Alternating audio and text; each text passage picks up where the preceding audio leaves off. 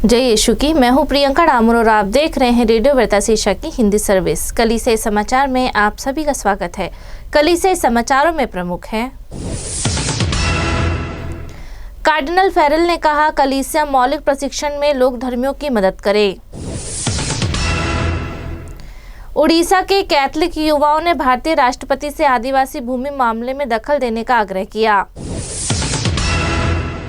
भारतीय बिशपों ने पीएम मोदी से ईसाइयों पर हमलों की निंदा करने और संवैधानिक मूल्यों को बनाए रखने की अपील की।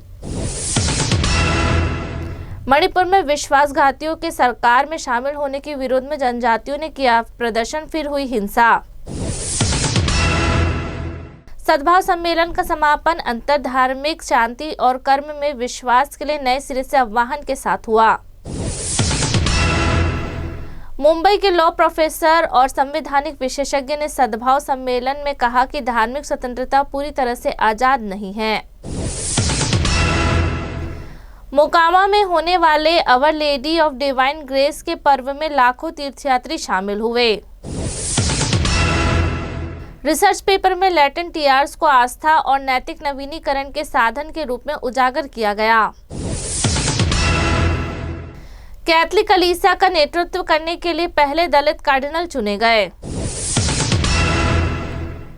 अब जानते हैं समाचार विस्तार से।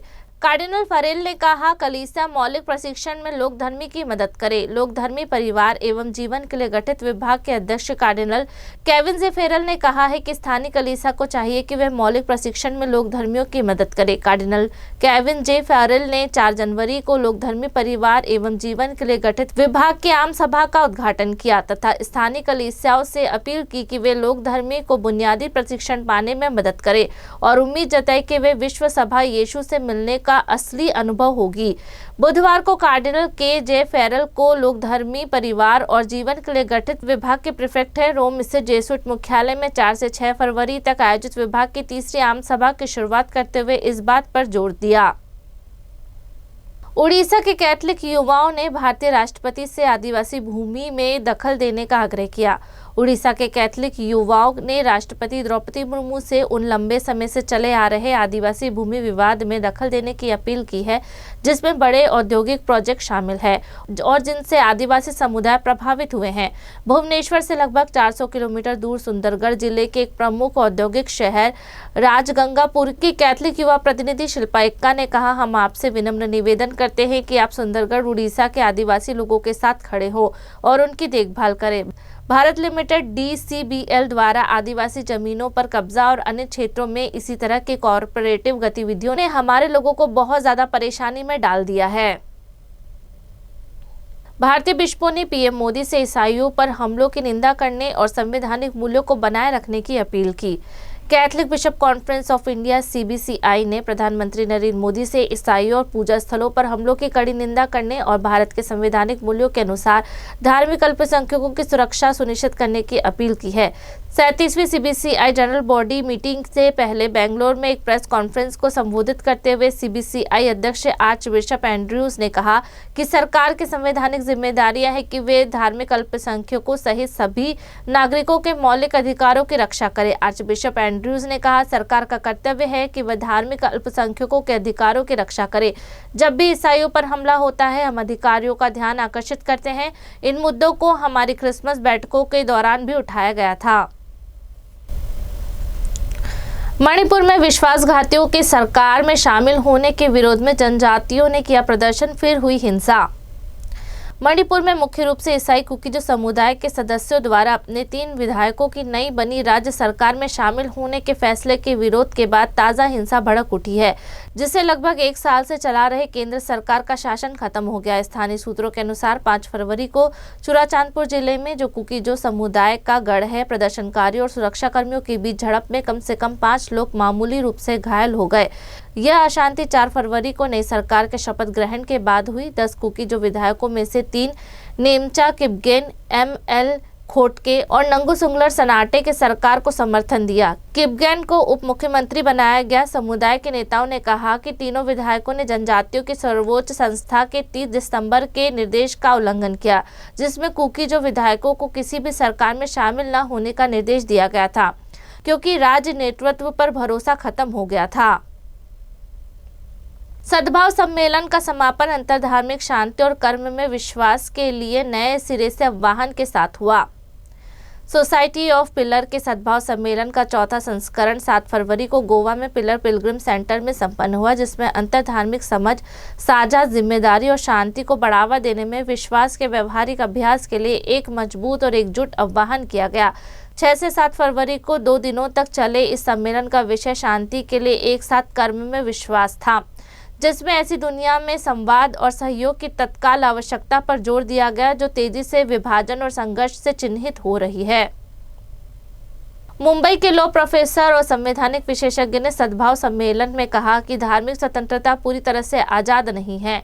सोसाइटी ऑफ पिलर के सद्भाव सम्मेलन के चौथे एडिशन के दौरान गवर्नमेंट लॉ कॉलेज और सेंट जेवियर कॉलेज मुंबई के प्रोफेसर किंशु दासवानी ने संवैधानिक नैतिकता के साथ धार्मिक नैतिकता को संतुलित करना विषय पर एक इंटरैक्टिव सेशन का नेतृत्व किया। यह अंतर्राष्ट्रीय अंतरधार्मिक सम्मेलन 6 से 7 फरवरी को गोवा में आयोजित किया गया था, जिसे सद्भाव पिलर, फादर एंगले कॉलेज पिलर और Nirmala institute of education Panaji में कई अन्य संस्थानों के सहयोग से मिलकर आयोजित किया गया था। अपने संबोधन में प्रोफेसर दासवानी ने इस बात पर जोर दिया कि भारतीय संविधान स्वतंत्रता का एक चार्टर है, जिसमें शक्ति लोगों से राज्य की ओर जाती है, न कि इसका उलट। नागरिकों ने सरकार को शासन करने का अधिकार देने से पहले मौलिक अधिकार, जिसमें धार्मिक स्वतंत्रता भी शामिल है, हासिल किए। उन्होंने इस बात पर जोर दिया कि लोकतंत्र सिर्फ बहुमत का शासन नहीं है, बल्कि कानून का शासन है, जैसा कि संविधान में लिखा गया है।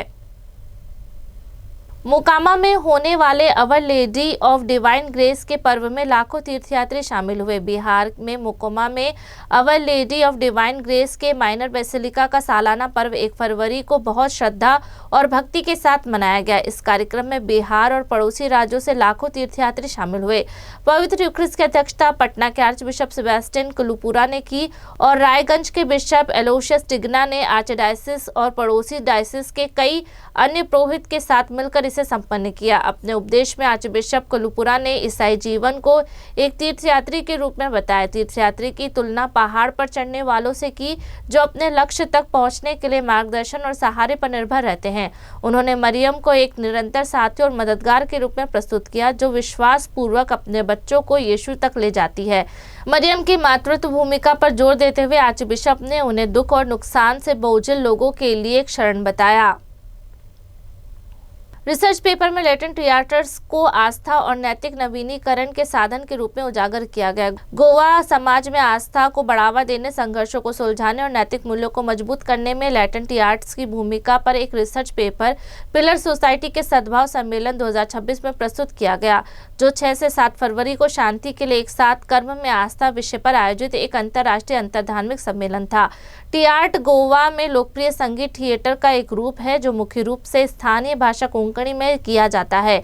यह एक अद्वितीय सांस्कृतिक और कलात्मक अभिव्यक्ति है, जो कहानियों को बताने के लिए नाटक, संगीत और गीत को जोड़ती है। अक्सर सामाजिक, नैतिक या धार्मिक विषयों के साथ समकालीन लेटेंट थिएटर्स आस्था, संघर्ष, समाधान और नैतिक सुचिता के लिए उत्प्रेरक के रूप में शीर्षक वाला यह paper Don Bosco College Panaji में सहायक प्रोफेसर जूड फर्नांडिस ने प्रस्तुत किया।